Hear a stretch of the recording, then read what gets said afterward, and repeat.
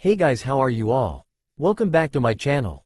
Today we will see what if Naruto has white flames. If you enjoy then please like, share and do comments. Time jump 1 week. Naruto still lay in the extensive care unit at the Konoha hospital. Shizune noticed that his breathing was getting better with each day and his pale complexion had disappeared. Shizune looked at Sakura. Ever since she'd waken up and Tsunade told her what Naruto did, she's never left his side. Shizune left and went to the Hokage's office. Tsunade took the small saucer of sake she pulled out and drank it. She was unwinding from the day's work. Shizune walked in the office. "How's?" Tsunade began to speak. "Naruto, his breathing is better than what it was a week ago, his pale complexion had disappeared as well." "That's good, but I was wondering how Sakura's was," asked the fifth. "Sakura hasn't left Naruto's side at all. Kakashi tried to get her to leave and go get some rest but she just went and punched him in the face." Shizune then laughed when she said, "It was kind of funny thought, and Kakashi's going to have a broken nose for a while." Tsunade laughed for a bit, then the fifth collected herself and then said to Shizune, "Shizune, could you please go and get Ino Yamanaka for me?"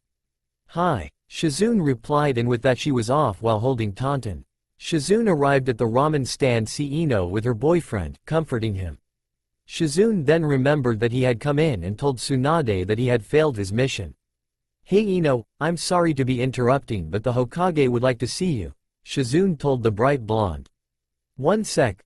Hey, don't worry, who knew that the Akatsuki were going to be there? Okay, you'll do better once you get in a team, hopefully mine," Ino told her boyfriend. "Thanks Ino. Well, you might want to go see what the Hokage has to say," Sai said. "Bye." Ino gave Sai a big kiss and with that she left. Shizune arrived several minutes later, and was followed by Ino. "You wanted me for something, Hokage?" asked Ino. "Yes, I have a little mission for you," the fifth said to the blonde. "I would like you to go and cheer up Sakura." Ino was shocked. "Sure Hokage-sama, I was thinking of going to talk to her." Ino left and then arrived later at Konoha's hospital, where she and the rest of the Hidden Leaf village knew where Sakura would be, right next to Naruto. Ino walked up the flight of stairs up to the 3rd floor. She opened the door and ran down to Naruto's room. She opened it and saw looking at the young Jinchurikis, one face with tears in her eyes. "Hey, Sakura," Ino said quietly. Sakura looked at her rival, friend and said, "Hey, Ino." Sakura then looked back at Naruto and looked at his face, putting one of his hairs back. "Come on Sakura," Ino said, "let's get you some fresh air," putting an arm onto Sakura's shoulder, praying that she didn't end up like Kakashi. "No, I'd rather stay here by Naruto-kun," Sakura told. "Look, Sakura, would Naruto like you to stay inside instead of enjoying a beautiful day like this?" Ino said, pointing out to the window outside. "No, he wouldn't," Sakura told her, her head dropping in submission. "Good, then let's go outside." Ino grabbed Sakura's hand and they left the room. They walked around outside, and they walked over to the park. They both went and sat down on the bench. "Thanks, Ino, I'm glad you convinced me to get outside, the air feels so good, but Ino?" the pink-haired asked. Ino looked at her. "Tell me who's with who got it," Sakura said with a smile on her face. "Okay, I was hoping you would ask about something instead of being so ugly," Ino said, smiling, hoping to get the old Sakura back. "Why, you little pig," shouted the pink-haired Kunoichi. Ino began to crack up laughing and said, "There, now that's the Sakura I remember," all filled up with pride. "Hee hee, thanks Ino, sorry for the little outburst," Sakura said. "So who's with who?" "Well, Neji asked 10-10 out," Ino began. But Sakura interrupted and said, "Yay, that I know you can hear their moaning from the hospital." Ino snickered at the thought. "Hinata stopped being shy when she knew you were going to, do it with Naruto, so she asked Kiba out. Those two always seemed perfect for each other," Sakura said while smiling, remembering when Kiba and Akamaru protected Hinata and Sakura from the Akatsuki.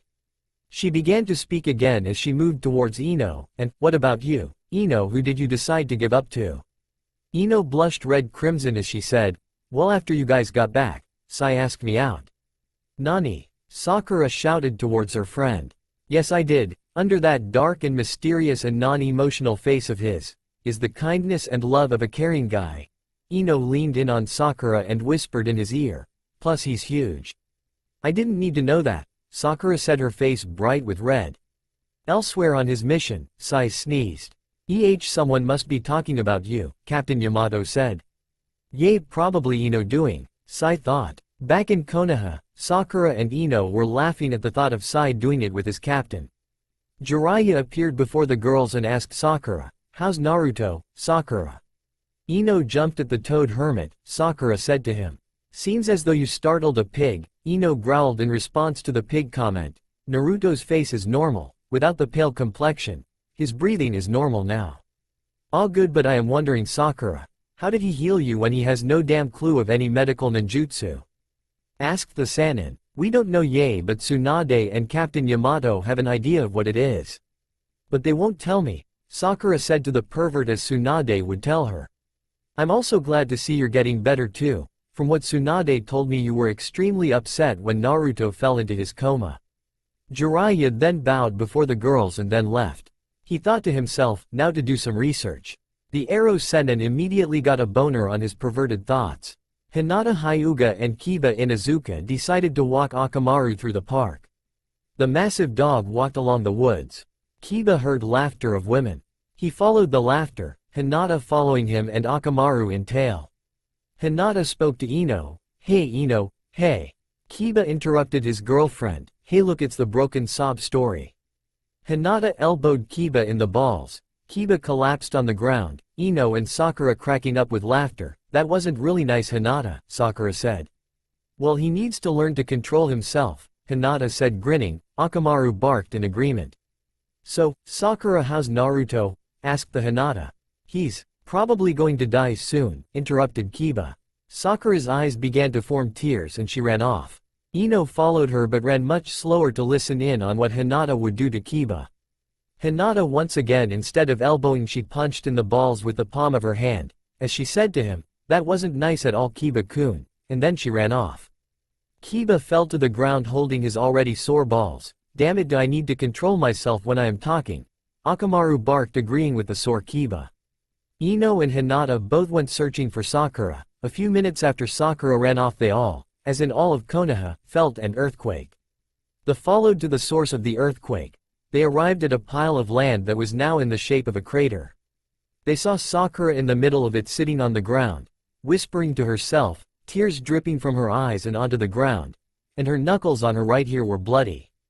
Ino and Hinata crept closer to hear what the pink-haired Kunoichi was talking about. Naruto, why did you save me? Why won't you wake up? I don't want to see you die. I love you. This is all because of me. I couldn't defend myself. Sakura spoke silently to herself in between sobs. Ino ran over to Sakura and hugged her friend tightly. Ino began to speak. Sakura, it's all right, okay. Naruto's not going to die.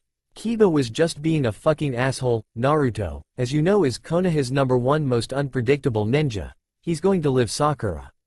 Hinata came up to behind to Sakura and said to her, it's going to be all right. Naruto's going to survive.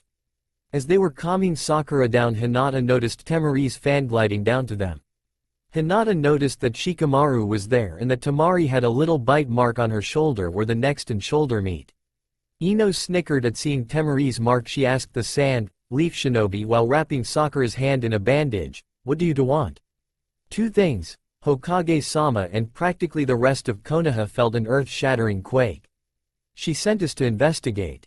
Shikamaru laughed and said to his girlfriend, well Temari, we're standing in a crater that has the presence of chakra all around. Sakura looks as though she's been crying again and her knuckles are bleeding and soaking through the bandages that are on her arm. And also judging that she knows how to use the Hokage's strength, she caused the quake. Ino looked shocked. Wow, he really is a genius. Oh well, I got my sigh. Sakura, your knuckles are broken. Please don't try something like this again. The pink-haired Kunoichi was breathing hard as she replied with, trust me, I couldn't even if I wanted to, use too much chakra in my rage.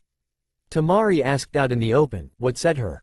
She didn't get to finish because Hinata dragged off her and her boyfriend. What? Asked Temari when they were away from earshot. Kiba said to her that he was probably going to die and that what set her off, Hinata whispered to the two lovers.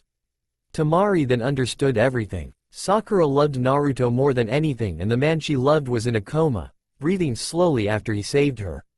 She who had done nothing to receive the kindness she got from the man. The man that saved her life and probably killed his own in the process. Temari felt that if she was in Sakura's position she would feel the same. Temari walked over to Sakura and leaned into her ear and whispered, "The other thing the Hokage wanted us to was to search for you and tell you that he's—" Temari didn't get to finish as Sakura ran off at the fastest pace she could. Temari stood up and finished her sentence, awake. Both Hinata and Ino knew why Sakura ran off. At the Konoha hospital, Sakura ran in the doors and up 3 flights of stairs, the bandages already soaked with blood, but she didn't care. Sakura opened to see that the whole Rookie 9, excluding for its missing members, were there waiting outside of Naruto's room. Sakura had tears in her eyes. She ran past them and opened the door. Captains Kakashi and Yamato, her father who was on the council, 1. Her master Tsunade, Jiraiya, and up on the bed smiling at her was Naruto.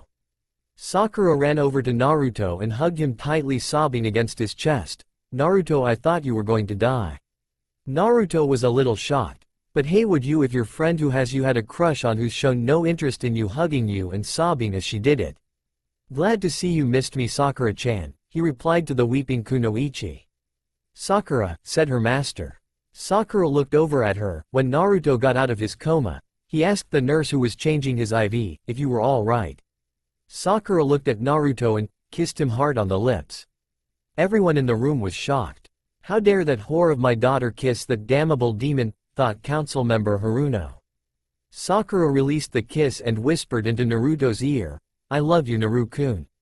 Naruto returned the kiss with another one and a big hug. Sakura grew a big smile on her face. Jiraiya looked at the two and laughed, "Hee hee, change Sakura's hair to red and you have Minato and Kushina."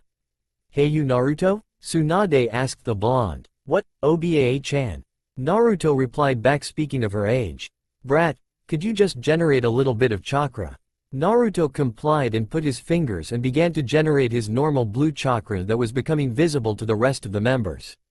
Naruto felt as his shirt was lifted up and then he heard a gasp around the room. Naruto stopped generating the chakra and asked the Junin, council member, Genin, and Hokage. What's wrong?" "Wow, it's really gone," said a shocked Sakura. Tsunade's face got tight, but as she said, "Tell me what happened to the Kyuubi." Flashback. Naruto Pav, Captain Yamato and I walked into a farther clearing away so Sakura couldn't hear. "Naruto?" Sakura lied when she said she was hurt by Kabuto. "It was you who hurt her." I slumped down ground and leaned against the tree, tears beginning to surface in my eyes. "What? I couldn't hurt her." "You did when you were in your four-tailed transformation while you were in that rage." I erupted in tears. Then I realized something. I wasn't in control but him. 1. Kyuubi. I went and entered my mindscape. I felt my body slump to the ground. I found myself in the sewers of my mind. I found the cage that contained the beast of 9 tails. "Why did you come here, kid, and wake me up from my sleep?" said the kitsune behind the gate, a small frown of displeasure on his face. "You hurt Sakura-chan," I said to the beast. I started to hear a deep mellow voice in my head coming from afar. It was telling me different hand seals. It felt like something that wanted to be freed. "So what if I did, kid?" said the growling fox. I reached up to where the seal was on the door. "I want you out of me." "Oh, you foolish boy, when I get out of here I'll rip you to shreds." I then made the hand seals that the voice was commanding me to do. I pressed down on the seal that was on the gate. The fox howled in pain as white lines of chakra went and began to rip and tear at him. I then made the next hand seals and pulled down the seal that contained the 9-tailed fox. As the gate rose I ran towards the fox, my fingertips glowing green, and I plunged them into the Kyuubi hard. "What, so you're doing those technique, to do this to me?" the Kyuubi said to me as he felt the tendrils of chakra rip at him. I could hear fear in his voice. "You're fine, I'll do something, so you won't be killed by the immense amount, and I'll give you a farewell gift, something I hid from you." And with that, end flashback. End Naruto's Pav. The Kyuubi let my body. Councilman Haruno twitched at the words he just heard. "So please simple this up, Naruto. Why did you remove the Kyuubi?" "That fool doesn't know," thought the perverted Sannin. "I let it out cause." Naruto looked over at Sakura, the woman that he loved. "I hurt the one I love. I promised her I wouldn't hurt her, yet I did," Naruto said in between tears. He then looked over at the councilman. "That is why I got rid of the damn thing." The council member looked over at Sakura and he raised his wrist as to hurt Sakura. Jiraiya looked at Naruto and chuckled. Naruto's pupils were bright white. Haruno, you hit Sakura and you're going to get burned. You little bitch, because of you Konoha has lost its greatest weapon, shouted the pink-haired Kunoichi's father as he brought down his fist. Sakura didn't move for she felt exhausted from using up too much chakra. Tsunade would have stopped except Sakura's father hand never reached Sakura. It was caught in a bright flame-like fist, too, that was coming out of Naruto's arm. The smell of burning flesh began to fill the air around the council member. Jiraiya was shocked. He then winced as he felt pain on his side. This never happened with Minato. Sure, something to produce the resemblance of first-degree burns but never power of this magnitude. Councilman Haruno winced as he looked at his hand in the bright flaming fist. You shall never harm Sakura-chan. I will not let go of that promise ever again. Naruto spoke in a deep voice that was not his own. Bright smoke rose out of eyes. Councilman Haruno felt fear. He was afraid. He was never afraid of the Hokage and her inhuman strength, however he was afraid of this boy. Kakashi felt fear forming in his stomach. Jiraiya noticed it on his masked face. Kakashi shook away the fear. He then walked over to Naruto and put his arms on his shoulders and shook the blonde. Naruto, stop this. The fist tightened its grip. Blood dripped from the council member's hand. Yamato looked at the man's hand. Everything from the wrist and above had been completely incinerated by the burning hand. Tsunade saw the council member fall to the ground, his eyes weeping tears of pain. If this wasn't happening currently right now, I'd be laughing my ass off. Tsunade walked over to the blonde ninja and slapped him across the face hard. Naruto Uzumaki, stop this. But the flames on the crying, Tsunade laughed at his tears, man's hand that was now just a stump. Outside of Naruto's room, Sai collapsed feeling once again that pit of fear. They had heard shouting but before that there was a bright flash of light. Ino was asking him what was wrong. Sai just shook his head, shaking with the fear inside him. Back in the room, Sakura felt in her stomach that feeling of protection coming off of Naruto. He was protecting her from harm again. Sakura also felt very warm, especially around her broken hand. She looked down at it to see that the flame was healing it. She removed the bandages. Tsunade was shocked. She saw how bloody the bandage was, but the wound was not there, like the white flame didn't want it to be on her. Sakura felt her hand and knew it was being healed. He's healing me just like how he saved me from death, thought Sakura. Cha, of course he does. His voice ran through Sakura's head. Sakura then looked over at the Toad Sannin. She saw his eyes dart from her, to Naruto, to her father. What's he telling me? He's telling you to tell your lover, is snickered as she said this, to stop. Sakura looked over at the blonde and shouted, Naruto, stop, you're hurting him. The flames on the pink-haired Kunoichi's father's hand disappeared immediately. Naruto fell back into a state of unconsciousness and Sakura ran over to him freaking out. Tsunade wondered what had happened that made Naruto stop. She then saw her apprentice look at Jiraiya. He was nodding. What did he do to Naruto, thought the fifth Hokage. Jiraiya, to my office, now. Tsunade shouted towards her former teammate.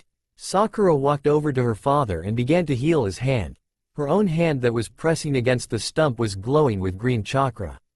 But the medical technique she was using wasn't healing him. Sakura turned to look at Jiraiya. Trust me on this, that will not work at all. Sakura took out the first aid kit and wrapped the stump of her father's arm into a bandage. Sakura then walked over to Naruto and probed his body. She exhaled deeply. Thank God he's just suffering from chakra exhaustion. Inside Suad's office, sat the Hokage and Jiraiya. Tell me everything you know, shouted Tsunade, concerned about Naruto. Fine, Jiraiya grumbled to the Hokage as he sat down and began to remove his shirt. Who gave you that, Jiraiya? How'd you get that? Tsunade said with an alarmed face as she looked at Jiraiya's left side. She saw a bright burn mark on it in the shape of a hand. This was given to me by Minato. It's never healed because of the white fire, the Namikaze Kekkei Genkei. I accidentally hurt Kushina when I tried to use the Rasengan for my first time. His emotions went all haywire, so to speak. His power flared and he hurt me until Kushina told him to stop. Just like when Sakura told Naruto to stop, thought Tsunade. The same thing that Naruto did to that man before, but it was with more emotion, probably because Naruto didn't want to lose Sakura again or let her get hurt. Tsunade then spoke up, interrupting the Sannin. So wait, you're telling me Naruto has a Kekkei Genkai that relies on emotion? That and Naruto's tremendous amount of chakra that he happened to steal from the Kyuubi before he expelled it from his body. You see, the white flame doesn't take chakra to use, but it can unlock, so to speak, hidden abilities, like Naruto using light chakra. Wait, Naruto removed the fox's chakra and put it into his own body. Yes, well then shouldn't he be dead from the chakra that in his body? Yes, he should, but when Naruto fought Sasuke when the white flame was active, he used light chakra in his techniques. I'm guessing that what Kyuubi's gift was that he turned his demon chakra into light chakra.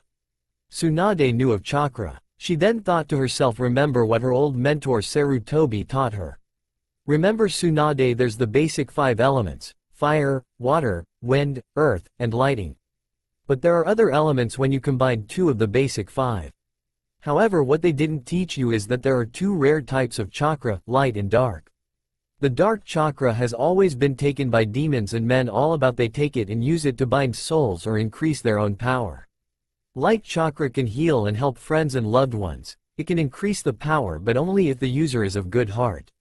I hope you understand, but remember, when running into these 2 types, fear the person, for they can become dangerously powerful. Tsunade, I'm going to take Naruto away from here and take him on another training trip. However, this one will be longer, for we shall be in that place and I shall see if the guardian can spare him to speak and train Naruto in ways I couldn't. Tsunade nodded at this. It was a sound idea. Jiraiya was thinking of taking Naruto to the Shinigami grave. To where, if accepted, for 5 years Naruto would be trained by his father, Minato Kamikaze, the 4th Hokage. Kakashi then appeared before them in a puff of white smoke and leaves. He told them, hey Naruto's awake now. Tsunade and Jiraiya ran back to the hospital to Naruto's room. In the hospital, in Naruto's room sat the Junin captains, the 2 present Sanins, and the weeping council member that was still holding his stump of an arm. Outside, the halls were empty, as the rookie 9 knew they'd get an explanation later left. Hey Naruto, do you know why you passed out a minute ago? Asked Tsunade, her hands in front of her.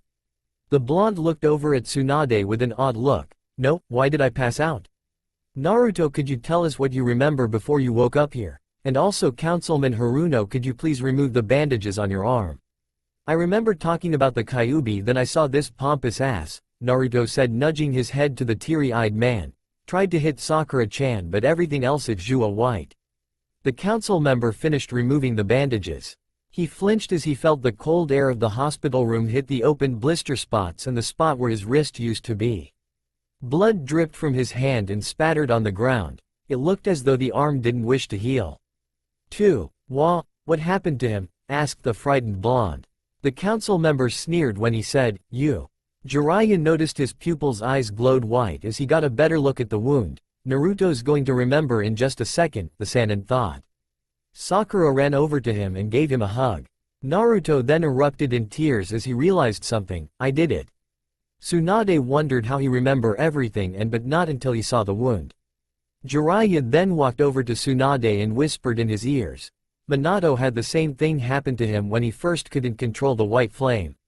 Tsunade nodded and looked at the sad blonde. Sakura's father rewrapped his arm in the bandage.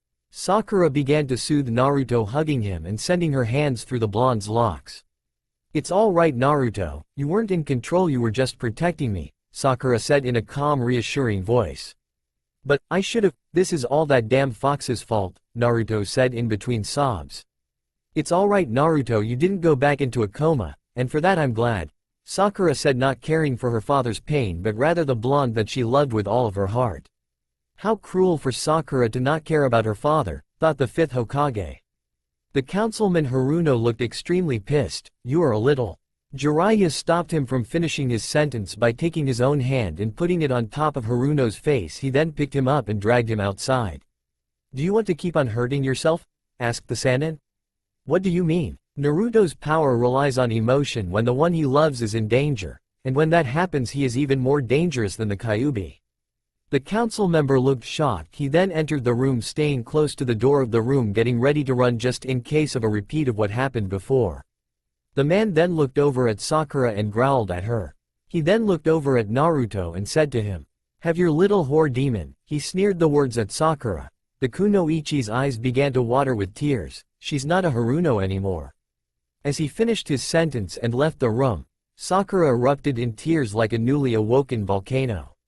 Tsunade and the Junin were shocked. Naruto was stunned and angered that pompous ass made Sakura cry. Jiraiya thought that was going to happen, for the man stayed close to the door. Naruto hugged Sakura tightly and he then pulled back away from her. He then took his hand and wiped away her tears. Sakura. The girl looked at him, tears holding up in her eyes. Naruto wiped away her tears and said to her, "Goddess aren't supposed to cry."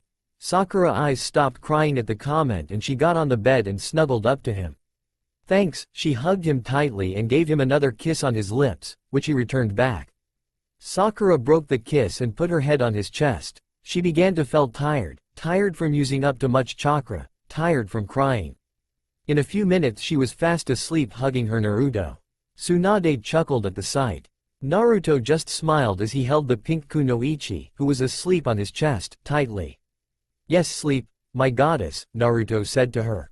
Tsunade tuned down her voice so that she wouldn't wake up the sleeping kunoichi. She really loves you, Naruto. Yay, I kinda figured that when she gave me that hard kiss, Naruto said, sent his hand through Sakura's hair. Now however Sakura doesn't have a home. Her father disowned her, leaving her with just the money she's earned from missions. Yes, I know, I was here when he said it. That pompous ass, Tsunade-sama. Tsunade was shocked, as Naruto was being polite and not calling her Obaa-chan. Naruto continued to speak. I'll take her into my apartment. I'm sure Sakura would love this idea, to stay with me in my home, Naruto said as he tried to get up, but the sleeping Sakura just gripped him even tighter, making him not want to move. Hee, she was really upset when she realized you saved her and then she found out you were in a coma, said the Junin, Shikamaru, quietly, who opened, allowing himself and the rest of the rookie 9 to enter the room. The females, Ino, Temari, Tenten, Hinata, smiled when they saw the sleeping figure of Sakura holding her Naruto close. They saw her head on his chest. I thought she'd be tired, that crater she made was mighty big, said the long-haired blonde shinobi. Yay, oh, so has anything happened these past few days, Naruto said as he spoke in a small voice. Phew, Naruto, you've been out for a week, Tsunade said to the blonde genin. Naruto was shocked. Holy shit, that's why Sakura was so upset. Naruto, Sakura never left your side after she woke up, until I go her outside to get her happy, Ino said. Then she glared at Kiba, until Kiba made her upset by telling her that you might have died. She then ran off and made a massive crater with her chakra. Probably why she's so tired right now. Her fist was so. Ino then eyed Sakura's fist. And she saw it was unbandaged and it wasn't broken or bleeding like it was before. What happened? Asked the surprised blonde, pointing at Sakura's fist. When I wrapped it was constantly bleeding, and it was broken. Now it's fine. I think I can be of some use now, said the perverted Sannin, as he entered the room through the window. Naruto, after he burnt Sakura's father. No wait, Mr.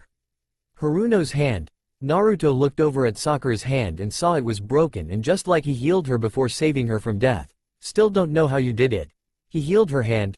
Probably why he was out longer than he probably should have. Jiraiya finished his sentence. He then walked over to the bathroom. Soon the sound of running water could be heard. They then hear the Sannin began to drink, very loudly and annoyingly. So wait, Jiraiya-sensei, you mean to tell me I can heal with this white flame ability I have? The next thing the people in the room heard was the Sannin spitting out of the water he was drinking. You all right, sensei? Asked the blonde. When Jiraiya exited out of the bathroom, he and the rest had a look of shock on their faces. I thought he only called him Ero Sennin and not sensei or his real name, thought Temari. Then she looked over at Sakura, who was still attached to his chest. Aw, wait, he's right near Sakura-san, so that's why he's so polite. Yes, Naruto. Me, you, and Kakashi are going on a 5-year training trip so we can get you to control your Kekkei Genkei.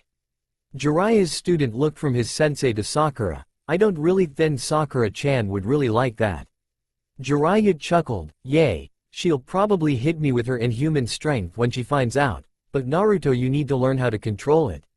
Yes, I know, sensei, Naruto said, nodding. 2 days later, Jiraiya and Naruto were out at the training grounds with Kakashi and are really pissed of Sakura. Naruto, Kakashi, you guys go ahead, I need to talk to Sakura. Naruto released his grip from Sakura's waist. She frowned even more as Naruto walked off. The blonde genin and silver-haired Junin walked of and headed a father. Sakura? Jiraiya began, but not until Sakura slapped him with her inhuman strength, sending him into the ground. She walked over to him and asked him, "Why are you taking Naruto-kun away?" Jiraiya went up with a poof of smoke, and right in the crater was a log. Jiraiya then jumped down from the branch he had reappeared from. "Hey, had feeling you'd do something like that," Jiraiya said, and then he began to speak more after he took a deep breath. "Sakura-san, he needs to control his Kekkei Genkai, and the only one who can do that is at the Shinigami graves. Look, when Naruto and I left Konoha, he would always speak of you in such high regard, like if you were alright, how are you doing? So don't worry, now that you're showing him you love him back, he will not ever leave you, plus I'll keep a good eye on him." Sakura nodded at the Sanin's determination to take her Naruto away. "You better," she muttered. "I can promise you two things, Sakura. 1. I can get Tsunade to complete your training.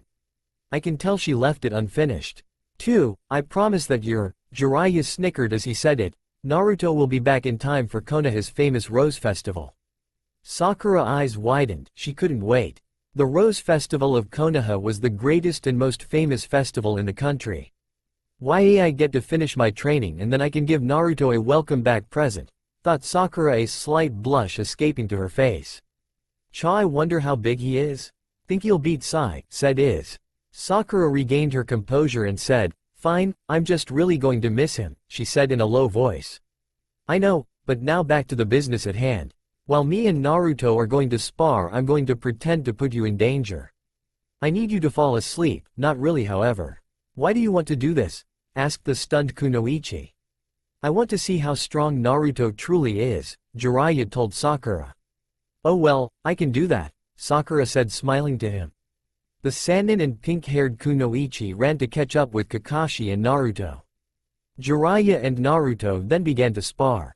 After a few minutes of blocking kicks and punches and using taijutsu, Jiraiya took a swig of the container he had on him. He then did some hand signs that lighted a stick that he had picked up off the ground. On fire, he then blew the contents out of his mouth.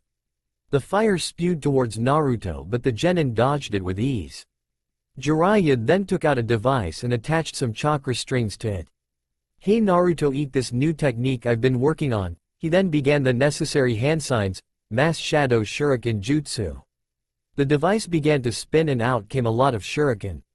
Kakashi noticed that these shuriken didn't have chakra in them, so Jiraiya could make as many as he wanted to.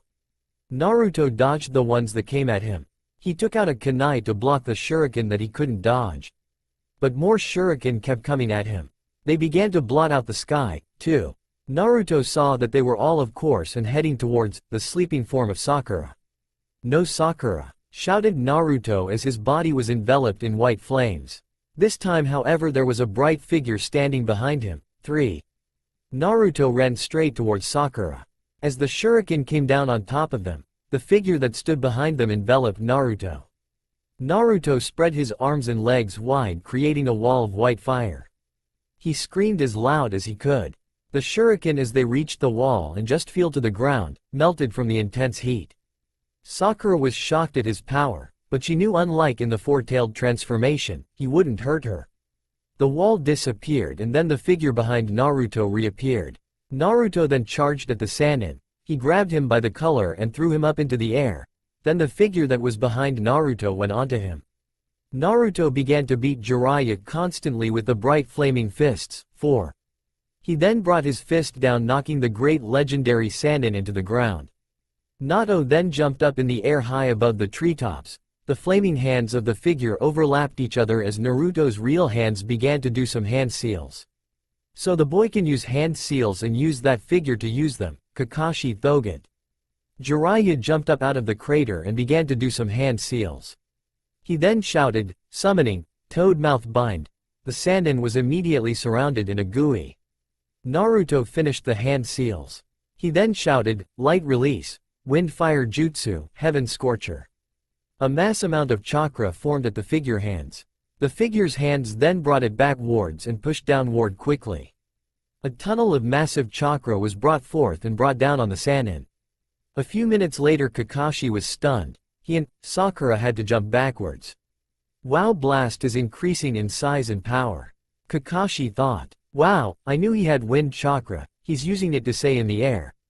He's combined his fire chakra and light so he can contain the fire and increase the heat, the Junin said aloud, analyzing the new technique his student had.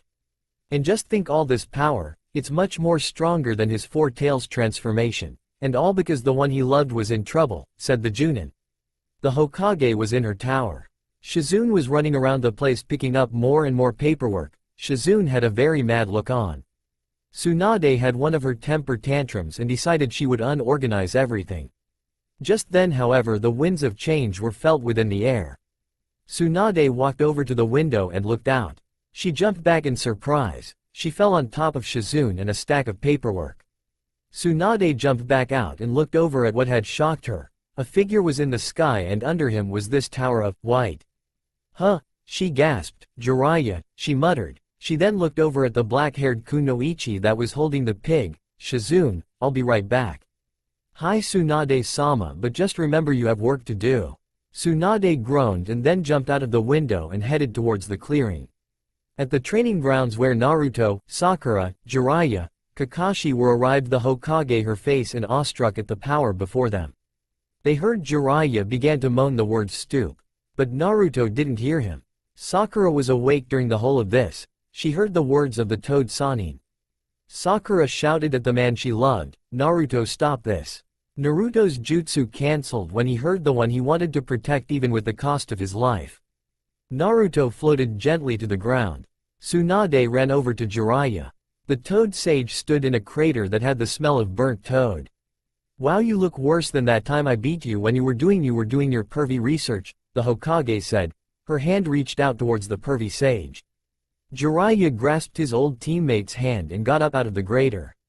So, Naruto, show you what you wanted to see, Tsunade said as she healed the Toad Sage. Yay, I'm taking him to the Shinigami graves immediately, stated the Toad Sage. Why so early? Today he released maybe 2 tails of strength. Think, what if Sakura was dying? Tsunade's eyes widened at the thought. He'll release all 9 tails of chakra. He'll decimate everything. Jiraiya nodded and said, yes, that is why I'm taking him to see the only person that knows how to use the white flame. The 2 Sannins looked over at the team they were talking about. He was on the ground, tears in his eyes, shocked at what he had done. How could I not be in control? Don't worry Naruto, that training trip we were speaking about before, we'll be going to see someone who can teach you how to control it. Okay, Sakura. Naruto began to speak but was interrupted. Sakura had kissed Naruto on the lip. When she stopped it, she looked at Naruto and nodded her head, telling Naruto that she understood. She then pulled him closer and whispered to him, just save your first time for me and remember I'll be waiting. Tsunade saw Naruto blush crimson red and she thought, and well knew what Sakura said to him. Well, Jiraiya said as he began to speak, you're going to be leaving soon, okay? Tsunade began to leave but stooped and was shocked when she heard Naruto say, understood sensei. Naruto bolted off with Sakura in tow, leaving a stunned Hokage and a chuckling Sannin. Sakura and Naruto arrived at the blonde's apartment. Naruto walked up with the keys in his hand. He put them in the slot. He then turned the knob and invited Sakura in. Here, since I'll be gone for a while, the whole apartment is yours, Naruto said as Sakura walked in. The blonde then handed the keys to her. There is some money in the jar on the top of the fridge. You can use it to buy some food. Sorry, haven't restocked it in a while. Naruto apologized as Sakura's stomach growled when she had opened the fridge. That's alright. But Naruto, really, you don't need to do this at. Sakura never got finished as Naruto kissed her. Naruto ended the kiss and said, ah Sakura, but I am. You don't have a home, and mine won't be in use. Oh okay, but only since you insisted so nicely. I'll be back as soon as I can, Sakura-chan, from my training trip. I'll be in time for the festival, so that way I'll be the luckiest man alive. Naruto told her with his trademark fox grin. Oh, and why is that? Asked the blushing pink-haired Kunoichi. Because, Naruto pulled Sakura close to him. Sakura could smell that sense of love and care from the man. I'll have the goddess of cherry blossoms. Naruto bent in and kissed Sakura lightly on her lips. Sakura blushed at the comment. Thanks, Naru-kun. Sakura said, stunned at the boy's loving comment. Naruto kissed her again and left, leaving the stunned Kunoichi alone. Naruto ran through the streets of Konoha looking for the best kimono shop. Naruto found one and walked in. "Why hello young sir, looking for something for a beautiful lady?" asked the clerk. "Yes, I am, but I am wondering if I could see your kimono fabric. My friend is still growing, I can sense it somehow, and I would not want to get her something of tight fit." "Ah yes, that is understandable," the clerk said as he got out different fabrics. Naruto then asked him questions. "How much was this? How much were these combined?" "My dear sir, once this dress is made to the correct specifications, I will do something for you. I was once a great seal master. I can create a seal to make the fabric to grow and shrink depending on your friend's size." Naruto's jaw fell. "Don't worry good sir, I can tell you love this young lady a lot. The seal will only add a little amount judging by what you are going to make," the clerk said, smiling. "Thank you, a friend of mine with long blonde hair will come by to drop by the correct specifications, and here, I'll be giving you this," Naruto said to him as he pulled out his purse and took out a hefty sum of money. "My oh my, thank you sir, I shall make the dress for your friend to the best of my youthful abilities." "Don't tell me you were on Guy's team." The clerk nodded. Naruto shuddered as he left and walked over to Ino's home. He walked into the flower show and saw her and Sai making out. Naruto smiled as he saw the love birds. Ino then looked over at Naruto and gasped, breaking the kiss. Haha, sorry about that, did you need anything Naruto?" "It's alright, but Ino, I have a question. I was wondering during the Rose Festival, can you pick up this dress for Sakura? It's paid for, he just needs her measurements to make it." "Okay, I can do that. I will help you out Naruto. Sakura's lucky to have a guy like you. And what am I dog?" Sai began but was interrupted when Ino kissed him on his lips. "You're perfect," Ino told him after she ended the kiss. Naruto gave her some letters. "Please give those to the correct people. I have a big plan." "Sure, Naruto, don't you need to be going?" asked the long blonde-haired Kunoichi. "Ah shit, sensei is going to be so pissed." Naruto ran off, leaving Sai and Ino shit-faced, stunned. Naruto soon arrived at the Konoha's gate. He saw Jiraiya on the toad boss Gamabunta. 1. Naruto jumped and landed upon the massive toad. "Ready to go?" asked the white-haired Sannin. "Of course, sensei." Naruto bowed in front of Jiraiya, snickering. He knew his master wasn't used to not being called this. "I tell you, your real self without that idiot mask is just plain scary." Naruto just smiled with his trademark fox grin and said, "I've got the look, I guess." Gamabunta got the instructions from his summoner and bounded off. In Konoha, Sakura had just finished eating at her and Naruto's apartment. Sei ran straight towards the Hokage tower. "Tsunade-sama?" asked Sakura from outside as she knocked on the door. What does that apprentice of mine want? I want more sleep." "Damn Jiraiya letting me drink that much sake." "Come in Sakura," shouted the angrily sober 5th Hokage. Sakura opened the door and walked through. She noticed Tsunade and walked over and bowed in front of the Hokage. "Tsunade-sama, could you please finish teaching me? Also, I was wondering if I could learn more about seals?" Sakura said, staring at her master with a fire-like in her eyes. "I will Sakura, I will," Tsunade said, nodding to her. She then walked over the window to see a toad bounding off. "Take care kid, I'll take care of your girl."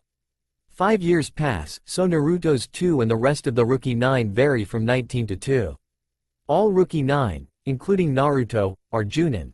Sakura looked different than she did before. Her master, Tsunade, taught her a jutsu that required her hair to be long, so she let it grow out but keeps it short by tying it up during battles. Sakura decided to show more of her figure with her clothing, a trait coming from Tsunade. She stood at 5 feet 11, her body was luscious and curved to perfection, she was slender. But probably the biggest change, one that she thought made her look like a big slut, was that her breasts were not in the C range but in the D cup. Tsunade told her, when she told her master she looked like a slut. "Sakura, Naruto loves you, remember that." Sakura literally became what Naruto said to her before she left. She was a goddess of all the cherry blossoms. She walked out of the Hokage tower with a big smile on her face. No, today was extremely special. She saw Temari and Shikamaru follow walk in the Hokage tower. His hand was on her ringed finger.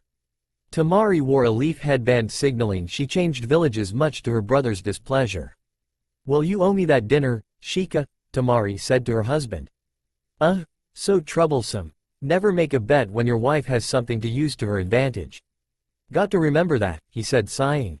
Tamari began to laugh her head off. A knock came on to her and Naruto's apartment. Sakura ran over and opened the door to see Ino, her husband Sai, and their 2-year-old son, Shisho. Ino carried her son in her arms and Sai had this strange package in his arm. "Aw, Ino, your son is so cute," Sakura said to her friend. "Yay, he takes after me in attitude but his father in strength," Ino said, smiling, tickling the child. "I wonder if me and Naruto will have a child one day," thought the pink-haired Kunoichi. "Hey Sakura, before Naruto left he wanted me to give you this for the festival later on today," Sai said, handing her the package. Sakura opened it and was shocked. She loved it. It was a kimono. It was a blended mixture of pink and white. It was made out of silk. "Holy shit, Naruto, that's why you left so early," thought the shocked Kunoichi. "I guess she likes it," thought Sai. "Well duh," shouted Ino through her telepathic link. "Hey Sakura, we'll meet you at the festival," Ino said, beginning to leave. "Sure Ino," Sakura told her. She was glad that her and Sakura were friends. Once they both realized they had been fools, they both became friends like that had been a long time ago. During the Rose Festival all missions are cancelled, unless during times of war or if you were on a current mission. The 4th Hokage thought it'd be wise to at least let his people rest for a day and take a load of their troubles.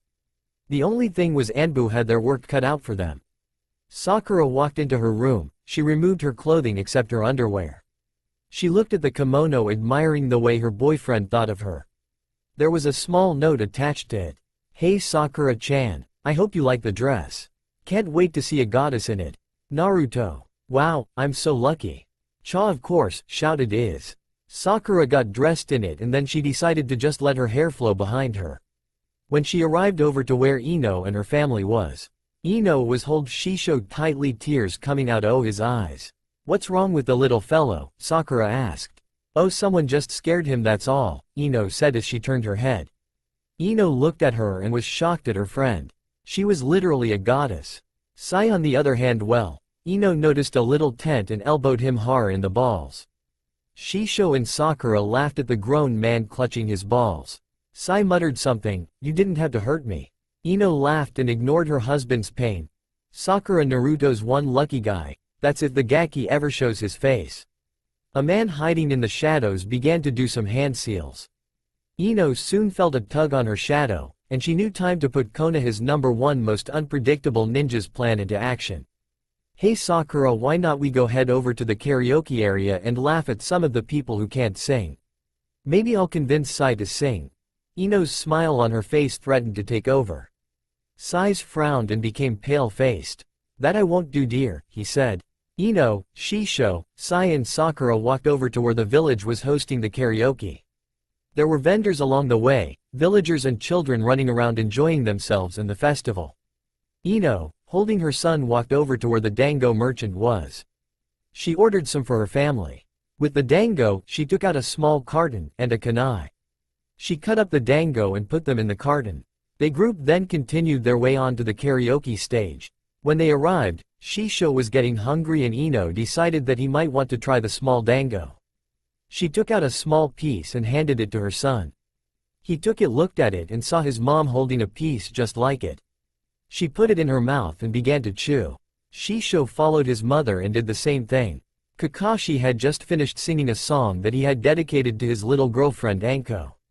Iruka took the mic from him and Kakashi walked back over and gave her a kiss on the lips, making her blush crimson. Well, now wasn't that a nice song that was sung to a lovely? A kunai went straight near Iruka's head, and deadly woman.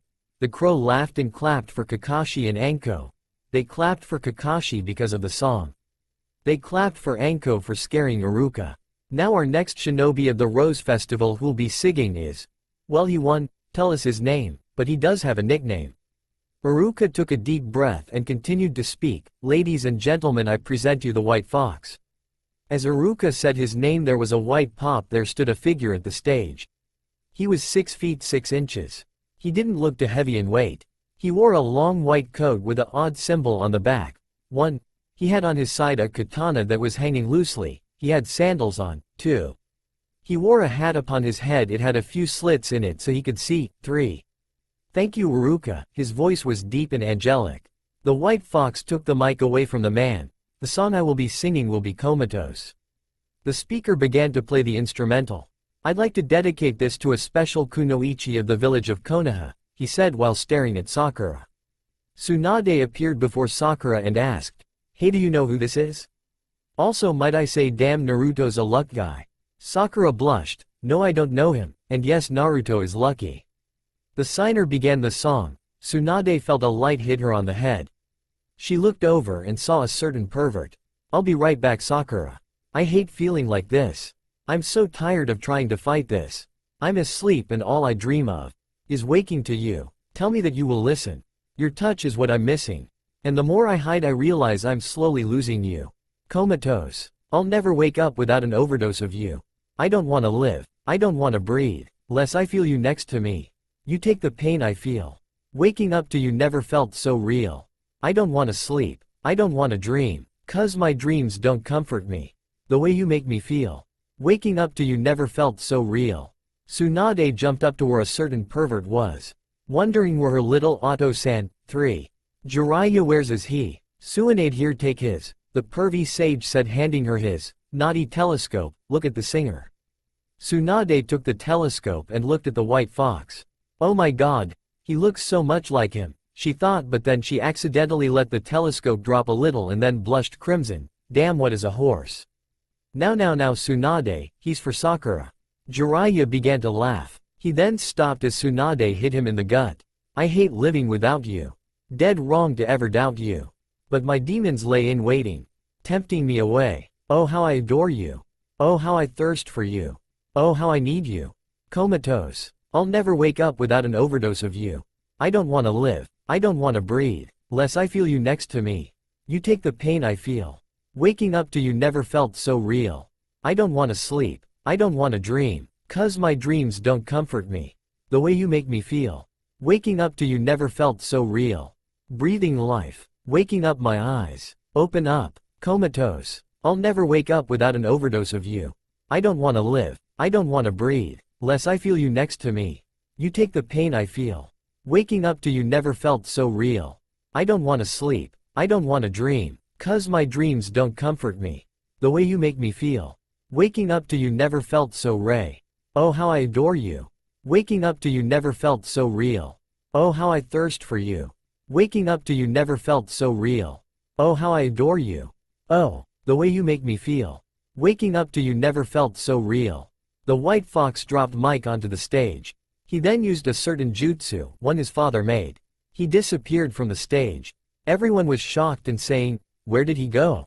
The elders saw this and asked each other, where in the hell did he learn the fourth move? Sakura quickly looked around to where the white fox had gone to. She felt so peaceful and calm while he was singing and staring at her.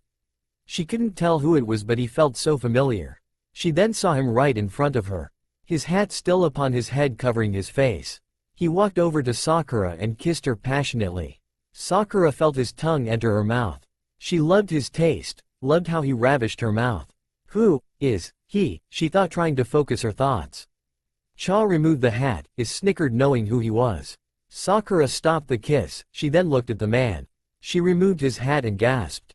Hi, Sakura-chan, did you miss me?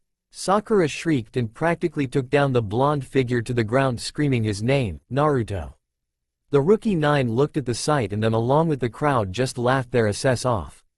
Naruto, your youthfulness surprises us all with the voice of your warm here, Lee said, giving his good guy pose. Thanks Lee, Naruto said as he picked Sakura up and got off of the ground. Sakura began to shiver slightly from the cold night's air. Naruto gave a silent laugh and took of his father's cloak and wrapped it around his girlfriend. Sakura immediately took the cloak, which then everyone gasped, except for the pervy sage. Naruto, you're a Junin, Ino said in her loud usual tone. Sai just sighed and asked with emotion on his face, shocking Naruto. Nice job, Naruto, but how? Well, you see, me and Sensei, the Rookie 9 was shocked that Naruto was polite, did to the Akatsuki members when we stumbled onto their new town. Me, Jiraiya and Suna went and saved the village. Both cages of Suna and Kumo were happy. So they promoted me, seeing as how, well, better yet, why not I show you? Neji, Naruto turned to the Hyuga prodigy. Care to spar? Sure.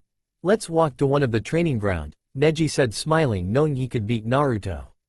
As they headed over to the training grounds, Naruto, while having Sakura's arm wrapped around Hit, noticed Ino carrying a little baby. Ah, who's this little cutie? Naruto asked. Naruto, this is Shisho. He is mine and Sai's child, she said, showing him a ring that signified that her and Sai were married. I'm happy for you and Sai, he said, looking at the once emotionless Anbu. I'm especially glad you were able to finish my little project of helping Sai and getting that gift for Sakura. Sakura looked at him with a big fat question mark on her face. What do you mean? That dress, I knew you'd like it, but I knew I'd never get the size right, especially around her chest. Damn, she's hot. So when I left I asked Sai and Ino and a bunch of others to put a little plan together. Sakura immediately looked happy and hugged Naruto. I guess I've got the best boyfriend around. The Rookie 9 arrived at the training grounds of Team 7 not too long. Naruto looked over at the stump and remembered when he'd been tied to it for doing a bad job. Then the way his teammates began to be kind to him. His love for his girlfriend was more than a crush, and then Kakashi surprising them, saying in his way that they passed. Naruto began to get ready. That was until the Junin senseis and his master appeared along with Tsunade. Naruto, what are you planning? Asked Tsunade. They wanted to see my skill.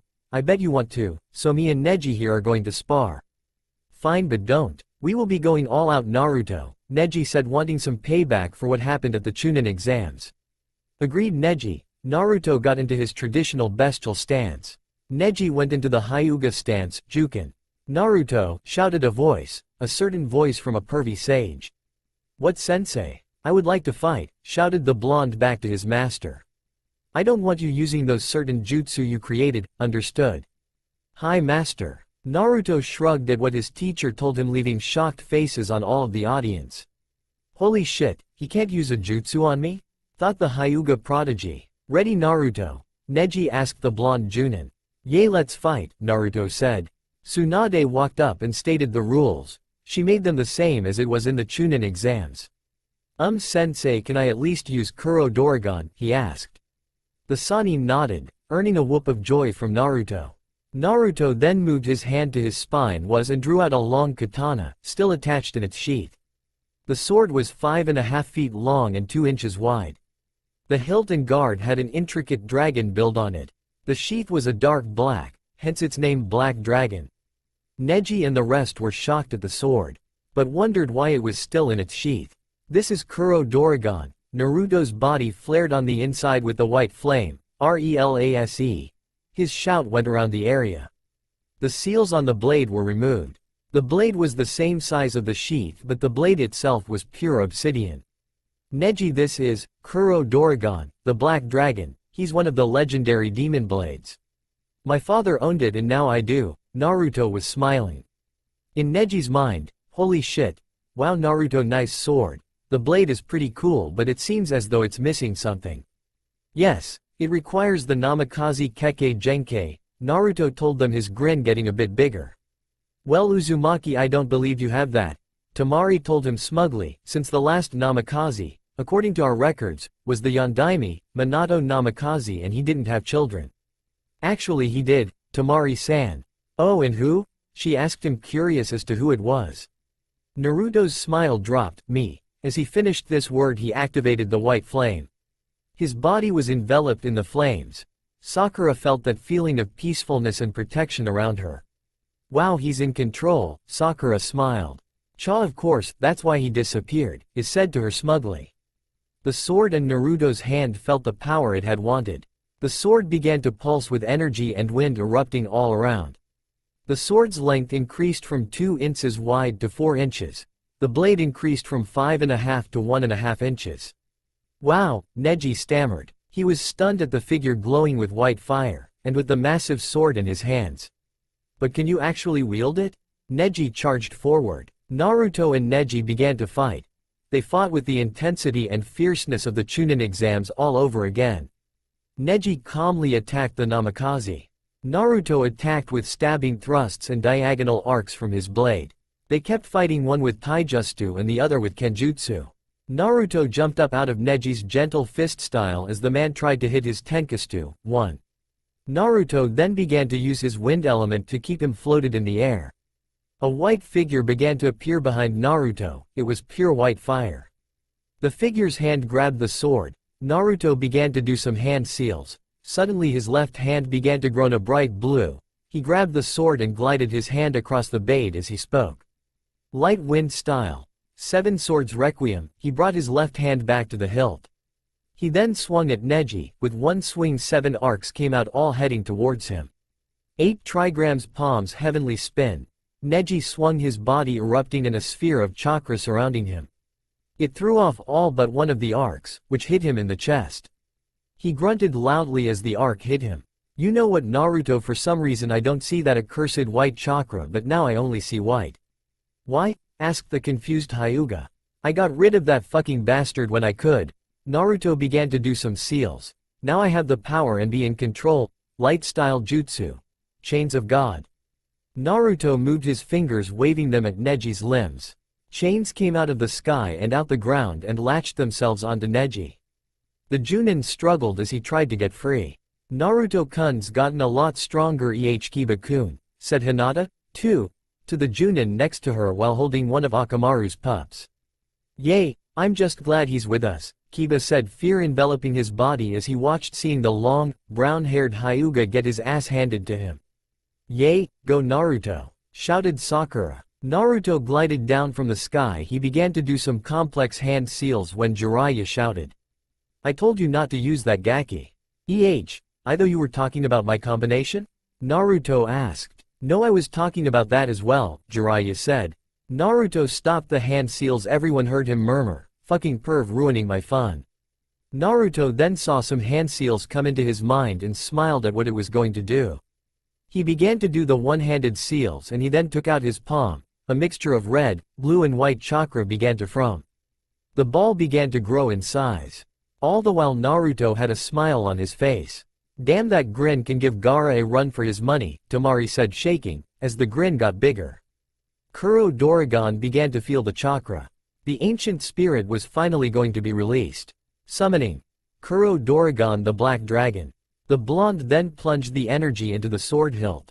The blade began to give off a white-red vapor trail. The scales upon the hilt began to grow in size and come off.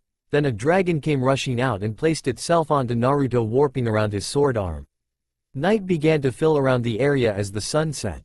But at the training ground there was just the glow of the word. Naruto took his sword and put it onto his shoulders, relaxing his head on the bat of it. Everyone heard the blonde mutter a word with every sheer ounce of hate, you. The rookie 9 was shocked as Naruto released Neji's limp form from the chains. As Neji fell down to the ground, Naruto took the sword and held it at a horizontal position. He swung it in an arc, and as he swung it, the dragon flew off his arm, following to the target. The dragon flew pa the rookie knee pa the Hokage as it went into the woods, the entire audience following its trail. The next thing Tsunade saw was the dragon grabbing something in its teeth and picking her off the ground and sending him across the sky. The dragon then did a nosedive into the ground as it brought the figure, making the ground shake with the force. The audience then looked at Naruto as he shunshined, 3, out of the area. The figure rose from the crate, shocked at the blonde's new power. Then the figure saw a mist area from a round of leaves. He then saw the same blonde holding the huge sword on his shoulders. My, you've gotten powerful, Naruto-kun, the figure said, letting out his tongue and licking his lips, making Naruto shiver, his short black hair flowing in the wind of the next heated battle. My, you've gotten powerful, Naruto-kun, the figure said, letting out his tongue and licking his lips, making Naruto shiver, his short black hair flowing in the wind, the cold red eyes with the tomos in it staring at him, waiting for the next heated battle. Yes, I have Orochimaru, I hope you know that you're going to die, Naruto told him, I'll kill you. The white flame grew brighter. What is this power of yours? Orochimaru asked, the Sharingan blazing in both eyes. This my father's power, the Namikaze Keke Genkai. Dobi, that's all little Sasuke-kun said you'd be, Orochimaru laughed. Naruto ran towards the snake Sannin with his sword drawn and in his arms. He slashed downward, cutting off some of his hair as he jumped out of the way. You have no right to say his name, or quote him, you pedophile, Naruto shouted to the man. The man was shocked as the boy's power began to grow again. I'll enjoy killing you, he said, taking out his own sword. Jiraiya, Tsunade, the Konoha 11, all arrived at the place. Sakura looked at Naruto, then at Sasuke. Sasuke? She said. Everyone back away, it's Orochimaru, not Sasuke, the blonde shouted. Sakura nodded and looked at Naruto in a loving way. Don't die, Naruto-kun, she whispered. Orochimaru read the girl's lips and thought with an evil grin on his face. Hey, so the pink one. Sakura is in love with Naruto. Maybe I'll kill his loved ones first. Orochimaru charged at Naruto as he ran past. He said, so you and that pink slut are in love? Maybe I'll go kill her and rape her corpse. The snake Sannin ran over to the pink-haired Kunoichi. She flinched, thinking it was still Sasuke. Everyone else was stunned, more so Tsunade and Jiraiya. Their ex-friend was faster than before they last fought him. Orochimaru pulled his sword back and plunged it through Sakura's chest, piercing her shoulder, but it was made to look like it was a lethal hit. Damn it, Sasuke. Your body is mine now, so submit to my will, the snake thought while his body was shaking to get control of his new body. Naruto watched in horror as Sakura fall to the ground. He thought she was dead. Jiraiya quickly removed the sword before the poison could enter her body. He tossed the sword, which the snake Sannin ran over to it and grabbed the weapon. Jiraiya looked over at his apprentice and had fear written all over his face. Everyone retreat, he shouted to them, picking up Sakura and then running off. They ran back to the gates and Tsunade began to heal her apprentice. Once the wound was closed, she asked Jiraiya, why did we retreat? Because Naruto thinks Sakura is dead. He's going to release all 9 tails of power, Jiraiya said. Oh my god, can he control all of that power? I don't know, Tsunade. I don't know, I wasn't allowed entrance into the graves. Is Sakura alright? The Sannin asked. She'll be fine, Tsunade told her old friend. Orochimaru charged at Naruto, but never got near him as Naruto wailed a loud roar. The white flame went and erupted around his body. It sent the pedophile Sannin into a couple of trees, shocking the man of Naruto's power. I'm going to kill you, shouted the enraged blonde. Naruto began to do some hand seals, and then a bright flaming figure was summoned next to Naruto. The snake charged, releasing his favorite jutsu. Summoning technique. Snakes, the man released snakes all throughout his arms. The snakes went towards Naruto, but the figure took the sword and engulfed it with white flame and struck the snakes. Orochimaru charged at Naruto, getting up close and using the technique again. The snakes wrapped around Naruto's legs. Damn snakes, Naruto flipped through some hand seals, fire-style jutsu. Phoenix fire. Naruto held his hands up close to his mouth and breathed forth the flames, burning away the snakes from his legs. My, you've certainly changed, not using your shadow clones, Orochimaru said, drawing forth another kusanagi. But it seems as though I'm going to kill you as soon as I can. No you won't, Naruto ran up to Orochimaru and grabbed him, sent up into the far air. Naruto flipped through the hand signs as the figure kept him up in the sky, using airwaves from the sword. As he finished, the figure dropped back into Naruto's sheath. Light wind fire release. Heaven scorcher. The figure then placed his hands, the fingers overlapping each other, together facing Orochimaru, concentrating on the energy, and he pulled back and then pushed forward as fast as he could, releasing the energy. The blast came out but was more concentrated, making Orochimaru more airborne as he took the blast head on. Inside of the wave, he was avoiding the energy by spiting a new body out of his mouth. Neji felt the attack of the blast and fell to the ground, stuttering. Wah, was that one of those moves? He asked the Sannin. No, he can do a lot worse than this, Jiraiya said, watching as his shit beat the shit out of Orochimaru. And why isn't he right now? Neji said, getting rid of the stuttering. Oh, well, the idiot protects the one he loves, in other words Sakura, and when they are in danger his Kekkei Genkai gives him the power to protect them. That's the reason we left, so he could learn to control that power, Jiraiya said, entering his more intelligent mood. Sakura got up of the ground and shook off the attack that was in her memory. What happened since I got hit? Orochimaru must have used Sasuke's memories too and knew that you love Naruto, and he used that to attack to summon up Kyuubi's power, thinking the fox was still there, and he knew that when he gets angry he summons more power. Orochimaru probably just wanted to test his new body, Jiraiya told her. Wow, Jiraiya, did any ever tell you that when you're not acting like a pervert you are quite intelligent? Sakura said, running in the direction towards Naruto. Well, I'm going to go help him out. Jiraiya just chuckled as he saw his apprentice's girlfriend running off. Tsunade walked up behind him and said, "Hey Jiraiya, why do you act like a pervert?" she asked. "I have my reasons, I'll tell y'all after the battle," Jiraiya said, blushing. Most of Konoha had arrived outside watching the battle. The council was in a state of shock and awe. This battle confirmed the rumors of the heir of the Namikaze bloodline were true. Orochimaru got up of the ground cursing his older body already being burned up. "Fucking kid, he more than I can handle. Did I make a right choice choosing this body?" The snake began to question his actions. Naruto looked at the man. He spat at him. "You're trash, Orochimaru. Let me show you a technique of mine greater than that white dragon you saw." Naruto began to flip through many hand signs. He then shouted, "Light Kenjutsu. 9 Tails of the Demon." Orochimaru's usual creepy smirk dropped as he saw the sword in the flaming figure's hand. He saw as the sword grow 9 long red stripes. The sword began to pulse the energy from the 9 Tails chakra. Naruto flipped through more hand seals. Light Kenjutsu. Calling of the 9-tailed dragon. The sword was pulsing as it felt more energy. Inside, the spirit smiled. It was glad its previous owner passed it down. The spirit was having so much fun as this boy's weapon, but he soon felt release. The boy was finally give him the ultimate gift, freedom. Naruto's body was covered with chakra as he tossed the weapon in the air, and as it came down he bit into his thumb. He then placed it on the hilt, transferring some of his chakra, and said, "Summoning the 9-tailed dragon." The dragon came forth from the ancient blade, as it spiraled upwards into the sky. 1. The dragon looked at Orochimaru and grinned, showing his teeth. The amount of power he was releasing was tremendous.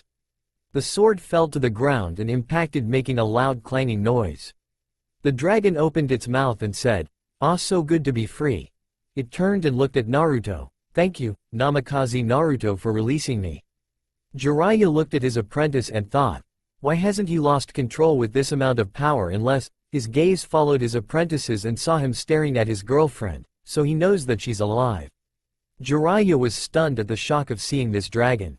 The dragon spoke again. "Naruto, you have saved this village from disaster multiple times. You've got rid of the Kyuubi, great source of power, but you did it out of love." "Yay, he did it for me," thought Sakura, amazed at her boyfriend's ability and power. "Yep, Naruto was the best chance for me. He loves me and is the best man ever. I shall bestow upon you the most scaredest gift for you." The sword flew up into the air and went into the dragon's grasp. "This weapon's true form. One that I shall infuse my own power into, and one that only your offspring can wield." The dragon then grasped the sword, and then the power burst forth through the area through the gaps in the figure's claws. The blade fell down to the ground as the dragon disappeared with a smile on its face. The blade was now 6 inches in length. The blade itself curved like the fangs of a dragon. The hilt and guard had a dragon-like picture along it, and it went along up to the blade itself. The colors along it were a white and red-like color along it. Naruto picked up the new blade and it was as light as a regular katana. The blonde smiled, then got into one of his own styles. Naruto held the sword far away, the arc of the weapon facing the ground. Naruto grinned as he looked near the hilt of the blade as there was an inscription. "Protect the ones you love, destroy the ones that hurt you or your loved ones. Live life to its fullest, always keep your promise." Naruto nodded, knowing he could keep that creed. Now the battle had truly started that would stop Orochimaru's invasion plans. "I will save Sasuke by killing you," Naruto told the Sannin. He began to do some hand seals that were passing through his mind. "These will give you control of the figure while you're in your Kekkei Genkai form." A voice passed through his mind. Naruto then used his wind affinity to keep the 9-tailed dragon afloat in the air. He began to do more hand seals, finishing what he had started before, and ended with the figure creating a dragon hand seal, and Naruto did a fox hand seal. The flaming figure went and latched itself onto Naruto. Naruto then was lit on white fire. His body was on fire, but it wouldn't burn him or the ones he considered friends. "I hope you have made your last wishes, Orochimaru Teme, because I will personally end your life," Naruto said, making the Sannin shake with fear of the power the boy was producing. Orochimaru then charged at Naruto while morphing into Sasuke's third sealed form. The form was different. His body began to become more like a snake and the wings that were supposed to be on his back. There was only one black wing, but the other was a wing created from snakes. He began to do the necessary hand signs. Lighting style jutsu. Lighting of the 1,000 birds. He shouted as he outstretched his right arm and it was struck with lighting. The lighting of the 1,000 birds surged throughout his hand. Naruto swung the sword in a high right horizontal strike at the Sannin. The snake blocked it with his left arm. He then plunged the flaring energy in his hand into Naruto's shoulder. Naruto felt the surge hit all parts of his body, then a lightning bolt struck from the sky, shocking him more. He quickly, so he wouldn't be hit with another bolt, plunged his empty fist into Orochimaru's gut, making him pull out his right arm. As the Sannin was on the ground gasping for breath, he felt the blade of Naruto's sword on the cursed seal of heaven. Cursed seal of heaven.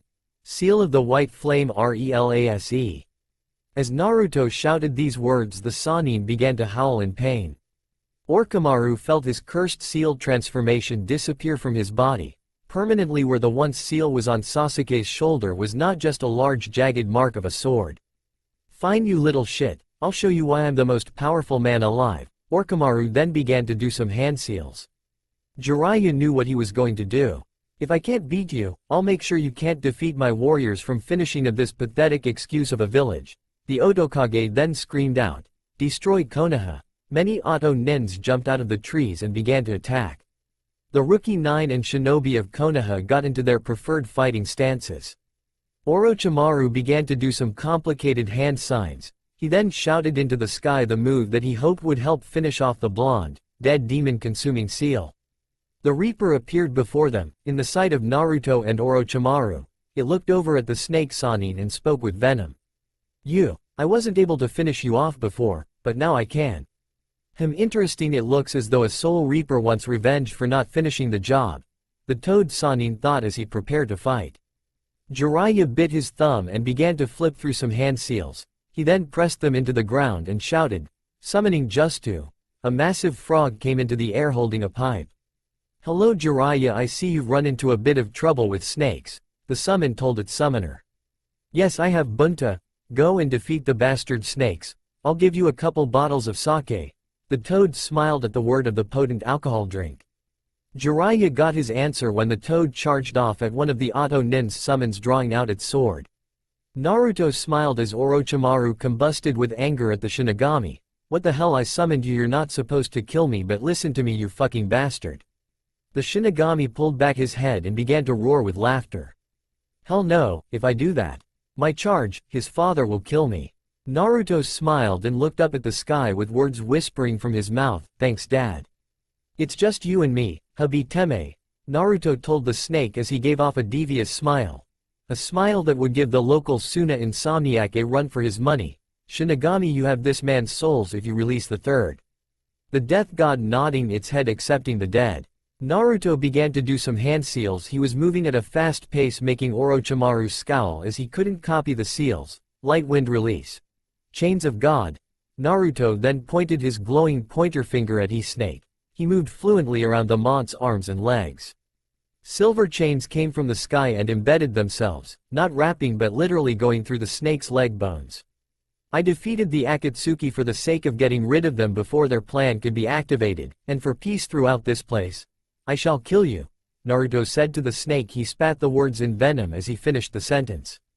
Naruto then held his hand up after doing a strange amount of one-handed seals.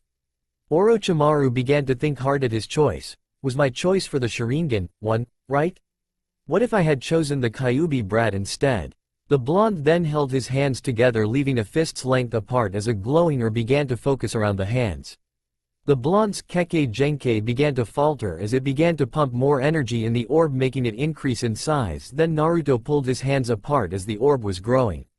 The orb was a bright white core with a massive amount of wind floating around the orb. It resembled like an atom. Orochimaru began to feel something he hadn't felt before, fear. Light wind release. Heaven's spiraling sphere, Naruto shouted as he plunged the orb into the snake Sannin. But Naruto wasn't done with the snake. I never want to see your face on this planet again. He released the orb on the man. But the orb stayed as it went into the man, slowing. ripping skin and bone on the man's stomach. Naruto began to do more hand seals and then the Kekkei Genkai completely disappeared from behind Naruto. The Auto Nin heard their cage in shock as he was screaming. Tsunade began to smile as she heard her former teammate scream. Great job Naruto, that bastard finally got what he deserved. She sent her fist into the nearest Auto Nin, releasing chakra, making him fly into one of the many trees. Most Auto Nin soon ran off to help their master. They saw a pink blur run past them. They then heard the cracking of knuckles and they saw in front of them a big-breasted kunoichi with long pink hair. Oh no, you'll be leaving them alone, you sons of. Sakura never got to finish, and as soon she and the rest of the forces of the leaf and the sound had a loud shout, fire style, scorched earth. A massive wave of energy shot out from where Naruto was. Asuma, too, looked up and gasped. It's the limelight. Neji looked over at He-Wave. He then looked at the Toad Sannin and stuttered out the words, those, the. Jiraiya nodded. Neji shrank back for once in his life since he decided to give up his emotions. He felt fear. 3. The wave of fire soon stopped. Orochimaru's dead body was burnt to a pile of ash. Naruto, I have released the one you asked. Now if you would excuse me. The Shinigami picked up Orochimaru's soul and the soul that was chained to it, Sasuke's. I have to cook dinner. Naruto nodded wearily to the death god. Chakra exhaustion finally catching up to him, and laughed when he heard the Shinigami was singing a tune. He was very off the tune, however, with his low deep voice. Oh, you poor unfortunate soul, it's sad but true. 4. Naruto just kept of laughing and soon he began to feel his body tug towards the ground. He was caught thanks to a certain pink-haired kunoichi. He don't go passing out on me, Sakura told her boyfriend. Naruto chuckled silently and then looked at Sakura. Hey could you help me back to the village? Yay, sure. Some boyfriend you turned out to be. You get into one big ass fight and use up most of your chakra. Naruto just laughed and looked up as he and Sakura walked back. Yay, well, here's something for your troubles. Sakura looked at him and was about to speak but was stopped when she felt his soft lips on hers. Naruto and Sakura walked back and everyone, even the council, cheered for him defeating the Snake Sannin. Sakura helped bring Naruto to the hospital where Tsunade told him to get some bed rest. Naruto looked at his girlfriend and asked her, mind staying with me? We haven't been together in a very long time. Sakura just nodded. She gave him a kiss on his lips and they walked off into the bed. Time skipped 1 year. Sakura awoke in Naruto's apartment. She began to stretch and soon she ran into something. She looked and saw it was Naruto fast asleep. She smiled and thought, thank you for keeping your feelings for me, Naruto-kun. She leaned forward to Naruto's lips and kissed him. When she brought her head back up, she smiled as she looked into the deep cerulean eyes. Damn, I wished that you had come along with me on our training trip, and he kissed her. He bit on her lip gently, asking for access. She opened her mouth and felt his tongue enter through her mouth. She moaned as he was done kissing her on her lips. Sakura, later on tonight I've had this party I've been planning on for the last couple of weeks. I was wondering if you could get everyone that we know together near the Hokage's office and tell them it's formal attire. Please, I was wondering if you could wear that kimono again. You were a stunning goddess during the Rose Festival last year. Sakura blushed and nodded at her boyfriend. What's going to be for supper tonight? That's a surprise, okay? Naruto was smiling while looking at her. Naruto got up and began to get dressed along with his girlfriend. They soon were finished and had breakfast. Sakura soon walked over to the door. I'll go tell everyone, okay Naruto-kun. I'll be busy for the rest of the day, Sakura-chan, so you may not see me around the area. Sakura nodded and walked through the door. Naruto walked over to his dresser and grabbed the keys to his home. Naruto then ran over to his father's compound. He then removed Nine-Tailed Dragon from its sheath. He took it and shoved it in between the door and then activated the seals on the sword. He bit his finger and wiped the blood along the blade. He grasped the sword and plunged in through. The door to the compound opened. The place was a magnificent place. The main house was big but was not as big as the Uchiha's main house. Naruto ran around. There was a big training area. There were dummies, targets, and many other things. Naruto looked around and saw that there was a small natural hot springs. Wow, Sakura will love this little area, Naruto said aloud as he was looking around the area. Naruto then found a library filled with different scrolls and techniques. Then Naruto found something in the area. There was a letter was on the desk. Naruto picked up the letter, he opened it and began to read. Dear Naruto. If you are reading this then Jiraiya, your godfather, must have told you everything. I am sorry for what I did to you in the past, sealing the beast of 9 tails into you. I hope you are treated as a hero but I have feeling that that won't happen. Naruto, me and your mother will always love and watch over you. Remember if you need any help controlling the white flame then just ask your godfather, he'll know where to take you. I leave you this house and everything in it. There is a library of all the jutsu I have collected over the years. If you're like me then I know you'll love it, learn them well. There are hot springs so you can relax and enjoy yourself after a long day. Also near the small waterfall outside of the hot springs is a cave with a seal on it. That is a blood seal and I hope you take the one you love to that place for I know she or he. Naruto's eyes widened and then he scowled, Dad. We'll love that place. I hope you have a great life, live long and enjoy yourself. Love your father. Namikaze Minato. Naruto smiled, he looked up into the sky thinking a few words for his dear old man, thanks dad. Naruto ran back outside and walked over to where the letter had said the secret spot was. He took his thumb and bit into it and wiped the blood on the seal. The rock formation moved and then an entrance appeared. Naruto was amazed at what he saw. There was massive tree that was hitting the roof of the tree. The branches were covered in beautiful cherry blossoms. It was the biggest sakura tree he had ever seen. The place sent waves of soothing, serene peace into his body and he just smiled at the feeling. A feeling he only felt it with one person. Naruto would pop a certain question to the woman he loved in this beautiful place. They had been dating for almost a year now but still even much to his girlfriend's protests he wanted to make sure their first time was special. Naruto walked back outside and walked over into the kitchen and looked at what dry supplies were there. To his amazement a lot of foods were there and they hadn't good bad. When he gave them a closer examination he saw that there were numerous seals in place that kept the food from getting old and rotten. The blonde spoke aloud as he examined the seals, damn my old man sure knew what he was doing. Naruto walked around examining what he had, while writing down what he needed so he could cook the dinner he had planned. He snickered at the thought. He couldn't wait to see everyone's reaction when they realized he had cooked the food. Sakura first got to her master's home, aka the Hokage's office. She heard a quick clambering and a couple shouting. A man and female's voice him. Sakura twisted the doorknob to see a half-dressed Jiraiya and a fully dressed Tsunade. Ha, I was wondering when you'd two finally get together. Jiraiya and Tsunade both blushed crimson. Don't worry, I won't tell anyone until you guys are ready. Anyway, Naruto wanted me to get every one of his friends to gather at the Hokage Tower. Why? Asked the confused Hokage. He didn't say why but he did say to dress formally. Jiraiya groaned but was elbowed by Tsunade, which in turn he kissed her back on the lips. He brought his head and looked at his lover student. We'll be there now, scamper off, Jiraiya said, his eyes not leaving Tsunade. They were filled with love and lust. Understood, I don't really need to be scared for life, she giggled and quickly exited the room.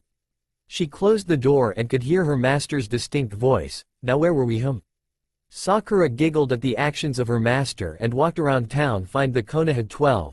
Sasuke doesn't count, he's dead, but Sai and Temari are part of it, and the Jonin captains. That night the Konoha 12 appeared before the Hokage's tower in formal clothing. Kiba and Hinta were the first to arrive hand in hand. Next had been Shikamaru and Temari, both were muttering about something about troublesome blondes. Then Choji came running up smiling at his friends. You know Temari-san, you're a blonde too, Hinata said without her old stutter. Temari just growled and was about to say something. But Neji and Tenten appeared next to the group, his hand was covering her waist. Guy and Lee appeared and began to give the group a headache while they were shouting about the fires of youth. A blushing Tsunade and a blushing smiling Jiraiya were the next to arrive. A smiling Asuma came into view with Kurenai holding their 2-year-old daughter, Sarutobi Akuya. Ino, Shisho, and Sai came into view. Sai and Ino were each holding one of Shisho's hands and he was running up and down happy that he figured out how to walk now. Kakashi and a very embarrassed Anko soon arrived. The group that was there was shocked, they had never seen Anko in a dress. Iruka soon came with Sakura and then after about 10 minutes Naruto appeared in a gust of leaves right next to Sakura. I'm glad you all could make it here. Trust me, you all will enjoy this night as it will be one that will not be forgotten. The group walked and began to talk to each other when they had soon arrived at an old clan complex. They had all one thought, who lives there? Naruto walked over to the door. Sakura had her arm tightly wrapped around his. Guys, welcome to my home, of Clan Namikaze. He removed his sword and shoved it in, and then he sent the fires of his Kekkei Genkei into the seal and opened the door. Naruto then quickly did some hand seals and removed the seals that were on the door. Naruto opened the doors leading to the clan home. The group then walked in, all having shock and awe on their face. Jiraiya and Tsunade looked as though they would be in tears. In their minds they were back to when Minato and Kushina were alive and Kushina was pregnant, with Naruto laughing as she watched Jiraiya spar with his student. Naruto brought them outside and there was a small outdoor table set up. I hope you're all hungry, please enjoy the food. Naruto released the small genjutsu on the area, and soon to everyone's shock as their mouths drop in hunger at the awaiting food. Sakura was shocked and leaned up to her boyfriend and whispered into his ear. Did you make all of this? Maybe I did, maybe I didn't, Naruto whispered back, giving her his traditional fox smile. They all sat down and began to enjoy the tasty dishes. Kiba, Hinata, Guy and Lee all had some of the fried and hot curry that had little pieces of pork mixed in. The whole time Akamaru's pup sat on Hinata's legs. Ino, Shisho, Sai, Asuma, and Kurenai each ate the pork mixed with some of the noodles that had a bit of soy sauce and a lot of vegetables. Choji immediately went for the pork and began to eat that along with some white rice. Iruka dug into some of the noodles and smiled at the taste. Sakura and Naruto both had some of the same dinner. Theirs was this chick that was cooked and it had this sweet and sour glaze over it. Sakura smiled as Naruto fed her a small piece. Kakashi smelled something and went over to where the soup was. He sat down near it and poured himself some of the strange creamy mixture. Anko looked at her boyfriend. She could clearly see tears in his eyes as he took a bite of the soup. You all right, Kaka-kun? Anko asked with wonder in her eyes. Everyone snickered at Kakashi's new pet name. Kakashi just nodded and continued to eat the soup, savoring every bite. A little while, as they were eating, Choji asked, Naruto, pardon me for asking this, but where did you get this delicious food? Jiraiya spoke before Naruto could answer the Akmichi. He probably bought it. Kakashi looked at him with a death glare. He couldn't, only sensei could make this. It was my favorite, he would always make it while I was sad. It's potato leek soup with a creamy broth, there's also little bacon pieces mixed it. Meh, Naruto can't cook for shit. My stomach is still healing after that breakfast he made one day, plus he. Jiraiya stooped as Sakura slapped him, shocking everyone but Tsunade and Naruto in the room. Don't be mean, he actually did. He once made this dinner, she said, pointing at the sweet and sour chicken, for me one night and I loved it. The stunned guests stared at the blonde. Naruto just nodded and smiled at them. Glad you are liking the food, everyone. Naruto said. He grabbed some of the stir-fry and slowly began to eat it. Kakashi's glare turned to Naruto and he asked, who taught you? My sensei. Who is my idol? Naruto said in between bites. Kakashi looked at Jiraiya, who just shook his head sideways and shrugged his shoulders. Kakashi sensei, why would I allow myself to idolize a pervert? Naruto said, giving them a big smile. Jiraiya gave him a glare and stated, then who? Namikaze, Minato. The fourth, who happens to be my dear old dad. Naruto's grin got even bigger. Everyone went from shock to shit-faced in a few minutes. Konoha's #1 most unpredictable ninja Haju surprised them once again. Kakashi walked up to him and began to shake him. How? WWH when? The Jonin stuttered. Naruto's face turned solemn. When I went to the Shinigami graves he taught me that himself. Naruto stood up. Sakura followed him. Now if you would please follow me. They followed him but were still shit-faced, stunned. Naruto then heard the Inazaka speak. Holy shit, Naruto set foot in the graves of the Shinigami. Naruto surprises us all again, Hinata said to her boyfriend.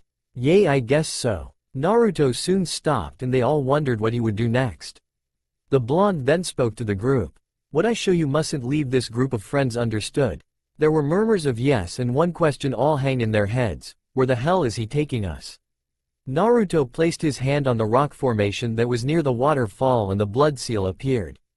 Jiraiya wondered what it was, but he felt like he was forgetting something that was really important. Naruto bit his thumb and whipped the blood on the seal. An entrance appeared before the group as the rock formation moved. "Welcome everyone." Naruto smiled. He and Sakura walked over to the cherry blossom tree and they both sat down. Sakura sat down on Naruto's lap, not wanting to get her dress wet from the grass. The group all sat down, relaxing in the peacefulness emanating from the area. Sakura leaned into Naruto and sighed. She felt so happy in the man's arms. There was a giant hole on the ceiling and the group could see numerous stars. After a little while, Naruto stood up and he gestured to Sakura to do the same.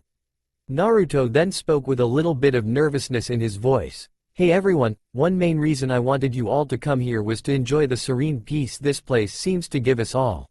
I mean, just look at little Shisho and Akuya." Everyone looked over at Ino to see the toddler asleep, and then their eyes shifted to Kurenai, who held the sleeping baby, which looked as though it held a contented smile on her face. "My father created this sanctuary with some of his friends." Naruto paused and took a deep breath. Time for the big moment. "But the real reason I wanted you all to be here." He put his hand into his pocket and began to fiddle with the small box that was there. The group's eyes widened in shock as they saw Naruto get down to one knee and bring out his hand holding a small black velvet box. Sakura's eyes widened and she began to blush crimson. "Sakura, will you marry me?" Naruto asked, opening the small box. Sakura looked at the ring and gasped. The ring was made to look like a small cherry blossom. The ring at the base was white while there were small pink crystals on it. Sakura ran into Naruto and tackled him to the ground, and hugged him into a loving embrace. "Yes. Oh god, yes, Naruto-kun," Sakura replied to his unanswered question. Naruto took off the small ring out of the box and placed it onto her finger. Jiraiya clapped his hands, shouting out his congratulations to the two soon-to-be newlyweds. Everyone else soon joined in and each had a small plaster smile on their face. They began to get up and leave after hearing the lazy Nara say, "Well, I'm going to leave with Tamari." The rest soon followed, and soon the blonde male and the pink-haired female were laying in the grass with the bright moon shining on their bodies. Sakura looked at Naruto, who looked back at her. Sakura was already leaning onto his crotch, making him blush, and he then stood up, taking the pink-haired beauty into his arms and bringing them to the master suite of the clan home. Naruto and Sakura were soon married the next week. A lot of their friends came by to see the wedding. Sakura and Naruto soon said their vows and sealed the deal with a kiss. The few villagers and council members, except for that unforgivable bastard, aka Sakura's father, that had watched the wedding had all smiled. They soon wore shocked-looked faces as Tsunade looked at Naruto and walked over to him and gave him the best wedding gift ever. "I now present you, citizens of Konoha, Rokudame of Konoha, Namikaze Naruto and Namikaze Sakura." Naruto, and everyone's faces just dropped at Naruto's promotion. Sakura immediately grabbed him into a hug and began to kiss him while saying congratulations. 2 months later, after their wedding, Sakura now lay in the hospital while the former Hokage looked her over.